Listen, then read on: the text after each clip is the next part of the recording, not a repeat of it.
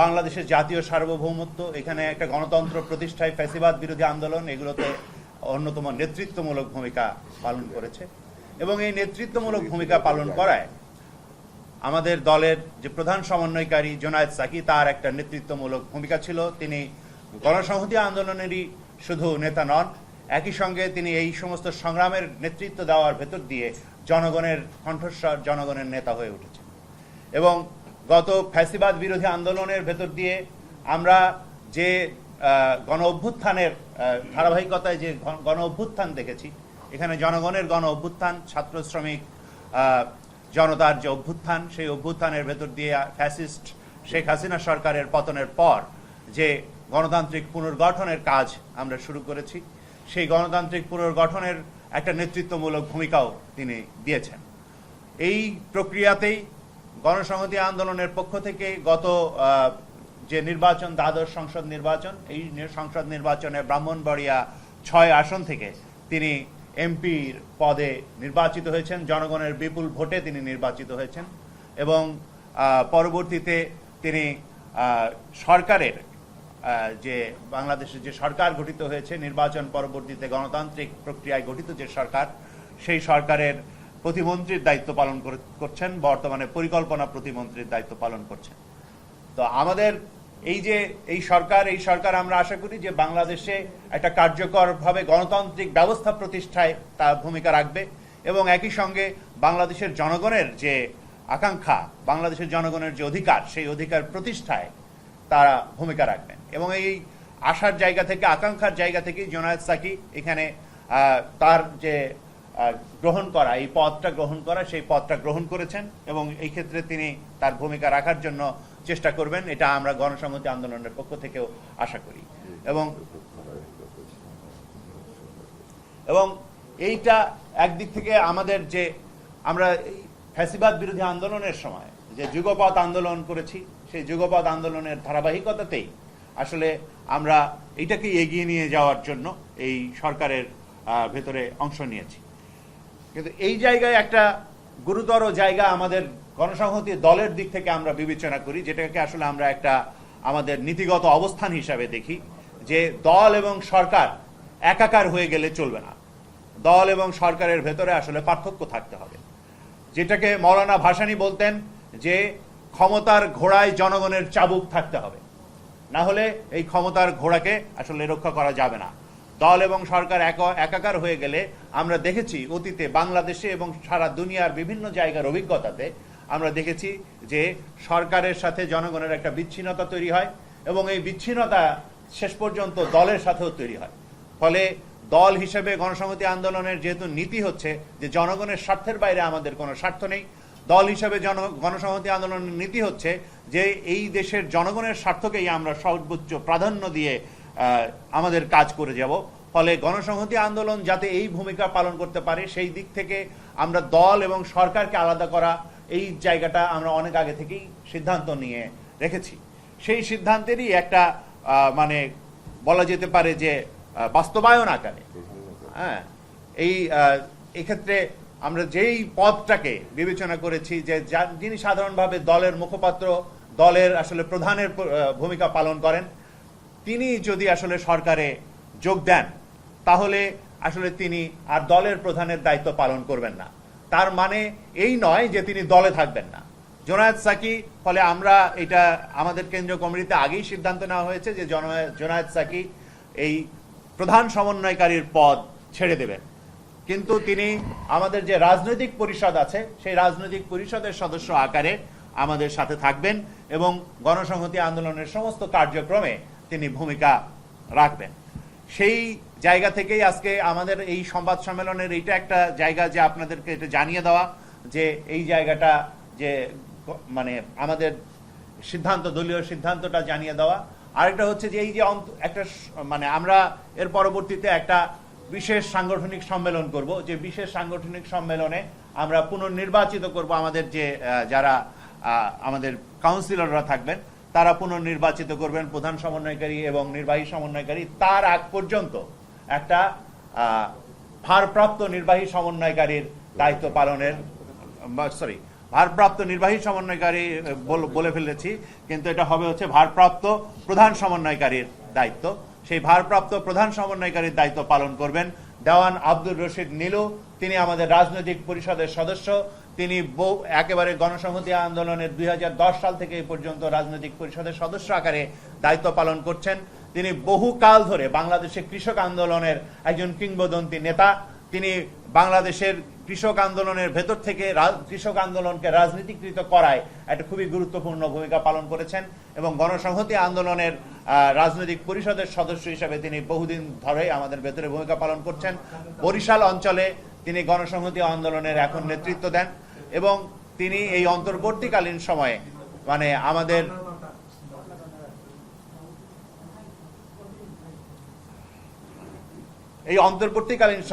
আমাদের ভারপ্রাপ্ত প্রধান সমন্বয়কারীর দায়িত্ব পালন করবেন। আমি আপনাদের সকলের সামনে দেওয়ান আব্দুর রশিদ নীলু ভাইকে পরিচয় করিয়ে দিচ্ছি এবং এই দায়িত্ব তিনি মানে ভবিষ্যতে যাতে পালন করতে পারেন সুষ্ঠুভাবে, সেজন্য আপনাদের সকলের সহযোগিতা কামনা করছি এবং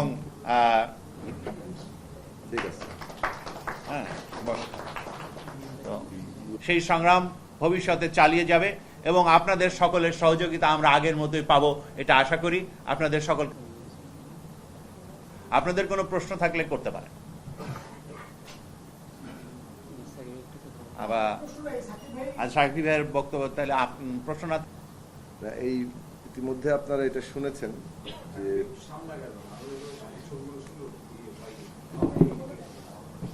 ঠিক আছে, গণসংহতি আন্দোলন প্রতিষ্ঠাকাল থেকেই বাংলাদেশের জনগণের বৃহত্তর স্বার্থকে প্রতিনিধিত্ব করার মধ্য দিয়ে এইখানে সংগ্রাম গড়ে তোলার চেষ্টা করেছে, সংগ্রামে যুক্ত হয়েছে এবং এই দেশের রাষ্ট্র সংবিধান সহ পুরো আর্থসামাজিক ব্যবস্থার একটা গণতান্ত্রিক রূপান্তরে লক্ষ্য নিয়ে কাজ করে আসছে। গণসংহতি আন্দোলনের দল হিসেবে যাত্রা 2015 সালে শুরু হয়েছে এবং এই দীর্ঘ পথে 2002 সালে প্রতিষ্ঠা এবং 2015 সালে রাজনৈতিক দল হিসেবে যাত্রা এবং আজকে 2026 সাল পর্যন্ত আমরা এই গণসংহতি আন্দোলন হিসেবে আমরা আমাদের সংগ্রাম অব্যাহত রেখেছি। বাংলাদেশের রাষ্ট্র সংবিধান, দেশের আইন ব্যবস্থা, দেশের আর্থসামাজিক ব্যবস্থা সমস্ত কিছুর একটা গণতান্ত্রিক রূপান্তরের লক্ষ্য নিয়ে এবং সেই কারণে আমরা নিজেদের শক্তি সংহত করার চেষ্টা করেছি, জনগণকে ঐক্যবদ্ধ করার চেষ্টা করেছি এবং অপরাপর যখনই যে রাজনৈতিক বাস্তবতায় যখন এই পরিস্থিতি তৈরি হয়েছে যে অপরাপর শক্তিগুলোর সাথেও গণতান্ত্রিক প্রশ্নে ঐক্যবদ্ধ হওয়া যায়, আমরা তখনই সেই ঐক্যের জায়গাতে গিয়েছি। আমরা বিভিন্ন পর্যায়ে বিভিন্ন রকম ঐক্য গড়ে তুলেছি। সর্বশেষ গণতন্ত্র মঞ্চ গড়ে তোলার ক্ষেত্রে আমাদের ভূমিকার জায়গা, উদ্যোগী ভূমিকার জায়গা আপনারা অবহিত আছেন এবং কেবল গণতন্ত্র মঞ্চে আমরা সীমাবদ্ধ থাকিনি। আপনারা জানেন যে আমরা বিএনপির মতো বড় রাজনৈতিক দলের সাথে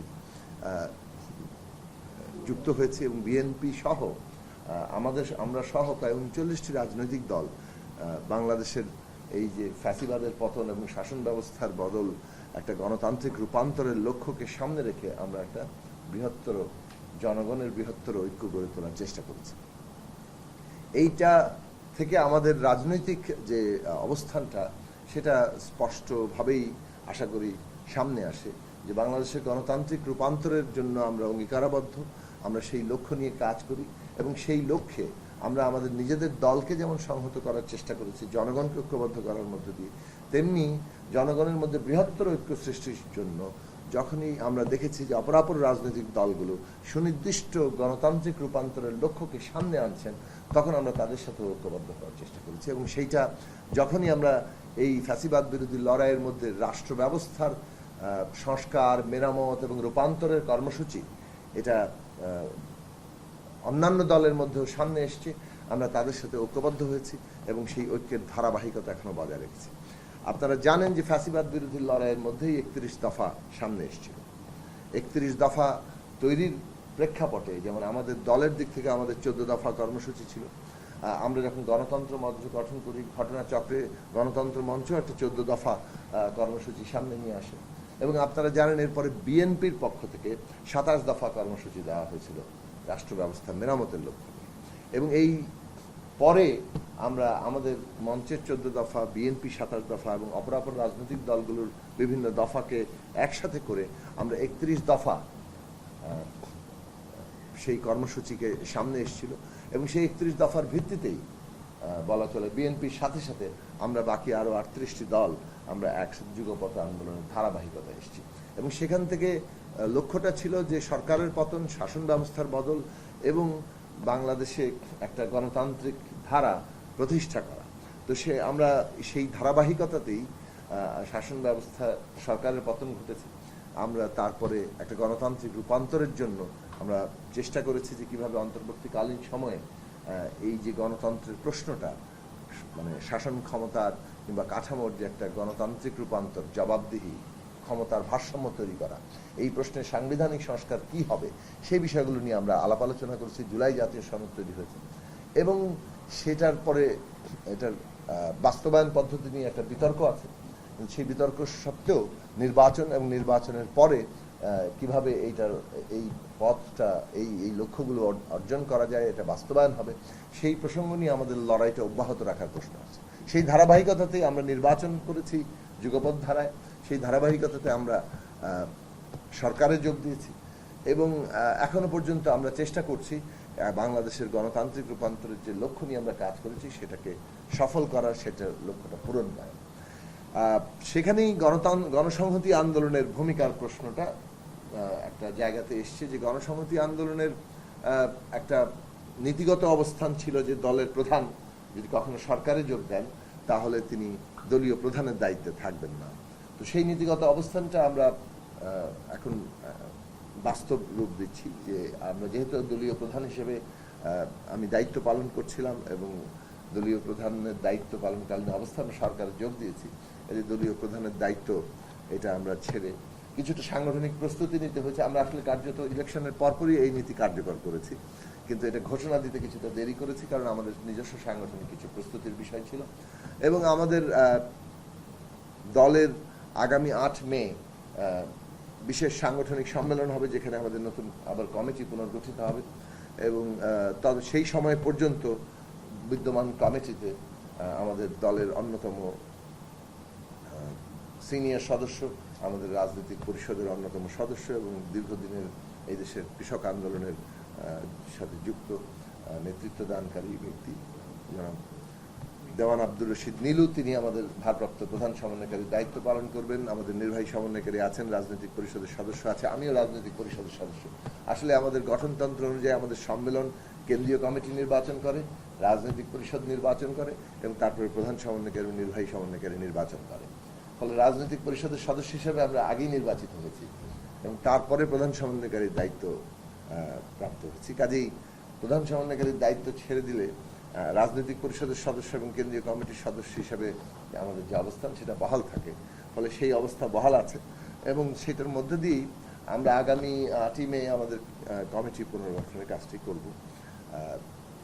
গণসংহতি আন্দোলন তার যে রাজনৈতিক অবস্থান, সেই অবস্থানের অনুযায়ী তারা তাদের কর্মকাণ্ড, তাদের লড়াই সংগ্রাম, তাদের জনগণকে ঐক্যবদ্ধ করার জায়গাটা অব্যাহত রাখবে এবং যে রাজনৈতিক জায়গা থেকে বাংলাদেশের গণতান্ত্রিক রূপান্তরের লক্ষ্য নিয়ে আমরা সরকারে যোগ দিচ্ছি সেখানে তাদের যে ভূমিকা, তার প্রতিনিধি আকারে সেখানে আমরা সেটা রাখার চেষ্টা করব।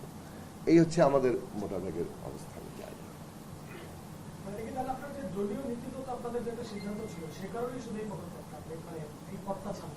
হ্যাঁ, আর এটা কিছুটা সরকারের দায়িত্বটা আসলে এতই মানে কিছুটা ডিভিশন অফ লেবারের জন্য আর কি, মানে সেটা একটা আলাদা প্রসঙ্গ। আমাদের দলের যে দায়িত্ব যথাযথ সময় পাওয়া, এগুলো একটা ব্যাপার থাকে, বাট মূলত ওই নীতিগত অবস্থানের কারণে।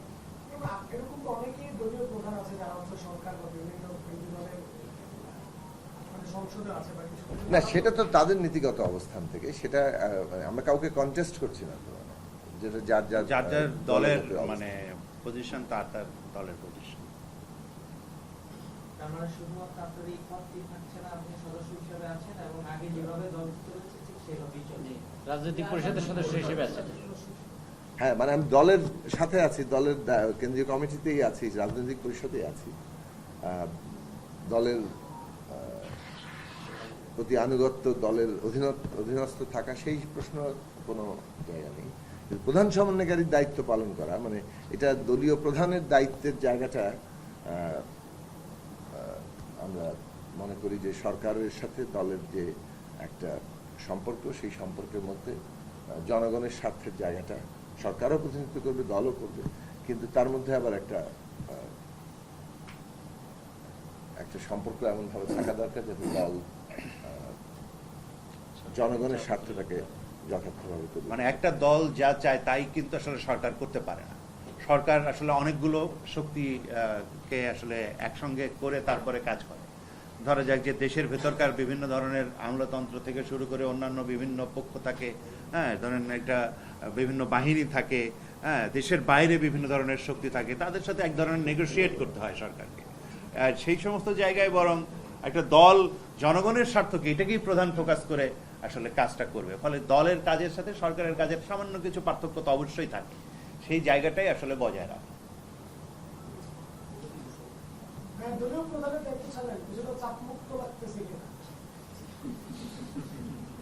এটা আসলে ঠিক যে কথাটা আগে একটু বলছিলাম, যে বাস্তবত সরকারের দায়িত্ব পালন করাটা একটা বেশ সময় সাপেক্ষ ব্যাপার, মানে সময়ের ব্যাপার আর কি, মানে এটা সময় সাপেক্ষ না, সময়ের ব্যাপার। যে মানে আপনার সেখানে তো একটা নির্দিষ্ট সময় দিতে হয়, প্লাস কাজের চাপটা অনেক বড় থাকে। তো সেই দিক থেকে আবার যখন দলের দায়িত্বও থাকে, এবং সেটা অনেক সময় দেখা যায় যে দুটোর কাজের সমন্বয় করাটা কঠিন হয়ে পড়ছে, সেইটাও একটা বড় ফ্যাক্টর ছিল আর কি, যে বাস্তবত এই ডিভিশন অফ লেবারটা দরকার আছে। বিশেষত আমাদের মতো যে সংগঠনগুলো এখনো বিকাশমান, তাদের যে মানে শ্রম বিভাজনের জন্য নেতৃত্বের যে মানে মনোযোগ সেইগুলো, কিংবা মানে যথেষ্ট নেতৃত্ব থাকা, সেগুলো অনেকগুলো বিষয়ের ফ্যাক্টর জড়িত আছে। তো সেদিক থেকে ধরেন এখন কিছুটা তো দায়িত্বের জায়গায় হয়তো বাস্তব দায়িত্ব কিংবা কাজের ক্ষেত্রে একটা বিভাজন হয়তো হচ্ছে, কিন্তু যাকে বলে যে মানসিকভাবে আপনি একটা দল যে দায়িত্ব বোধ করেন, সেটা থেকে তো আসলে আর মানে কি বলে যে রিল্যাক্সড হওয়ার কোনো সুযোগ নেই। আপনারা সবসময় বলেছেন যে গণসংহতি আন্দোলন, আপনার বক্তৃতা আপনি বললেন যে সবসময় ফ্যাসিবাদের বিপক্ষে ছিল এবং সবসময় দেশের জন্য মঙ্গল হয় সেজন্য আপনারা কাজ করেছেন। সাম্প্রতিক সময় দেখতে পাচ্ছি যে আপনার যে বিভিন্ন অধ্যাদেশ নিয়ে বিতর্ক সৃষ্টি হয়েছে, সেখানে আপনার দলের আসলে বক্তব্য কি, সে বিষয়গুলো কি? অধ্যাদেশ নিয়ে বিতর্ক মানে দেখুন, জুলাই জাতীয় সনদ নিয়ে তো কোনো বিতর্ক আমরা দেখছি না। জুলাই জাতীয় সনদের বিষয় নিয়ে বরং যে স্বাক্ষর করা হয়েছিল, সেই জুলাই জাতীয় সনদ বাস্তবায়ন করাটাই মূল ফোকাসের জায়গা ছিল। সেখানে বিভিন্ন দলের নোট অফ ডিসেন্ট আছে, এবং ওখানে তো পরিষ্কারভাবে এই বিষয়ে ঐকমত্য তৈরি হয়েছিল যে জুলাই জাতীয় সনদ মানে বিভিন্ন বিষয়ে আমাদের যাদের পার্থক্য হচ্ছে সেটা নোট অফ ডিসেন্ট আকারে থাকবে, এবং রাজনৈতিক দলগুলো তাদের ম্যানিফেস্টোতে সেই নোট অফ ডিসেন্টগুলো, তাদের মতামতগুলো নিয়ে জনগণের কাছে যাবে। যে দল সংখ্যাগরিষ্ঠতা পাবে সেই দলের মতামতটাই তখন এই পরিবর্তনের ক্ষেত্রে প্রাধান্য পাবে। হয়তো সংসদের মধ্যে কেউ কেউ তাদের অবস্থান কিছুটা বদল করতেও পারে, কিন্তু মূলত মানে ওই সংখ্যাগরিষ্ঠ দলের মতামতটাই প্রাধান্য পাবে। এটা তো জুলাই জাতীয় সনদে যখন তৈরি হচ্ছিল ঐকমত্য কমিশনে, সেখানেই একটা এগ্রিড পদ্ধতি, সেটাই সকলের কাছে গ্রহণ করা হয়েছিল। কারণ আপনি যখন রাজনৈতিক দলগুলোর মধ্যে যখন কোনো বিরোধ তৈরি হয়, এবং সেটা যদি আপনি মানে কোনো সমঝোতার মধ্যে দিয়ে মানে সেই বিরোধের মীমাংসা না হয়, তাহলে মীমাংসার পথটা কি? মীমাংসার পথটা হচ্ছে জনগণ তখন সিদ্ধান্ত গ্রহণ করবে, এবং জনগণ ভোটের মাধ্যমে সিদ্ধান্ত গ্রহণ করবেন যে কারা কোন মতটাকে তিনি গ্রহণ করছেন, অথবা কাদেরকে সংখ্যাগরিষ্ঠ হিসেবে বিজয়ী করছেন, এবং তাদের মতটাই তখন স্বাভাবিকভাবে সামনে আসবে। গণতন্ত্র তো জনগণই সার্বভৌম শক্তি। সেই জায়গাটা আমরাও এই বিষয়ে খুব স্পষ্টভাবে আমাদের অবস্থান নিয়েছিলাম, আমাদের প্রস্তাবে আমরা এটা যুক্ত হয়েছি। এবং এই পদ্ধতিটা গ্রহণ করা হয়েছে। পরবর্তীকালে এই জুলাই জাতীয় সনদের বাস্তবায়ন পদ্ধতি কি হবে সেইটা নিয়ে নতুন করে বিতর্ক তৈরি হয়েছিল এবং সেই বাস্তবায়ন পদ্ধতি নিয়ে বিতর্কের সমাপ্তি এখনো ঘটেনি, এটা চলমান আছে এবং সেই বিতর্কের জায়গাটা আপনারা দেখতেই পাচ্ছেন। তো এই বিষয়ে আমাদের বক্তব্য আমরা সংসদে দেব। আজকের সংবাদ সম্মেলন ঠিক ওই বিষয়ের জন্য নয়। অন্তর্বর্তীকালীন সরকারের জারি করা যে অধ্যাদেশগুলো, সেই অধ্যাদেশ 20টি অধ্যাদেশ বাতিল করা হয়েছে।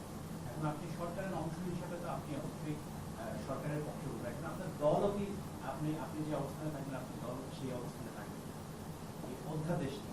আমরা অধ্যাদেশগুলো পরীক্ষা নিরীক্ষা করছি। আমরা আমাদের এই অধ্যাদেশগুলো বিষয়ে আমাদের দলের অবস্থানও আমরা নিশ্চিত দল তৈরি করব।